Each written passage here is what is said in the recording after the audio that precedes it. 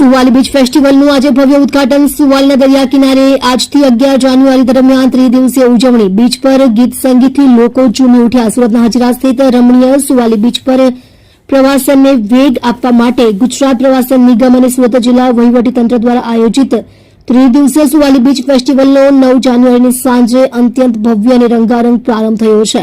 સાંસદ મુકેશ દલાલ અને ધારાસભ્ય સંદીપ દેસાઈ દ્વારા આ ઉત્સવને દીપ પ્રગટાવીને ખુલ્લો મૂકવામાં આવ્યો હતો અને આતિશબાજી કરવામાં આવી હતી। શહેરની ભાગદોડભરી જિંદગીથી દૂર દરિયાના ઘૂઘવાટ અને ઓસમાણ મીરના સૂર વચ્ચે સુવાલી બીચ ફેસ્ટિવલનો ધમાકેદાર પ્રારંભ થયો છે।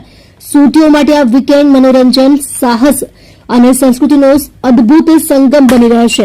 આ સ્થળ સ્થાનિકો માટે રોજગારનું મોટું માધ્યમ બનશે।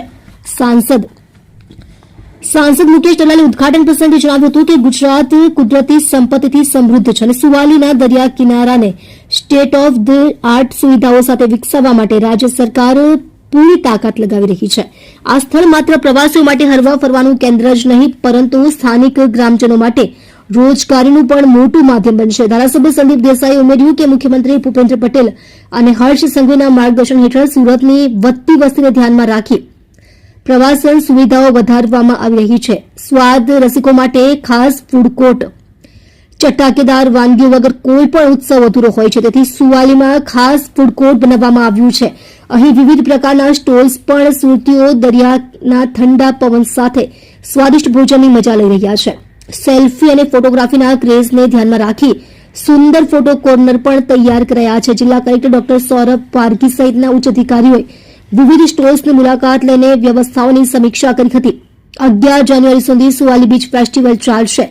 મહત્વની વાત એ છે કે સુવાલીનો વિકાસ દેવભૂમિ દ્વારકાના પ્રખ્યાત શિવરાજપુર બીચની તર્જ પર કરવામાં આવશે। શિવરાજપુરને ડેવલપ કરનાર આર્કિટેક્ટ ફર્મ દ્વારા સુવાલીનો સર્વે પૂર્ણ કરી લેવામાં આવ્યો છે અને આગામી સમયમાં તબક્કાવાર આધુનિક ઢબે વિકાસ કરવામાં આવશે। 11 જાન્યુઆરી સુધી ચાલનાર આ ફેસ્ટિવલમાં હજીરાની વિવિધ કંપનીઓના અધિકારીઓ અને મોટી સંખ્યામાં પ્રવાસીઓ ઉમટી રહ્યા છે, જે સુવાલીના ઉજ્જવળ ભવિષ્યના સંકેત આપે છે। તમે જોઈ રહ્યા છો સૌથી પહેલા ખબર આપતી સેવા ન્યૂઝ ચેનલ, સબ એડિટર મીઠારામ માલીની સાથે।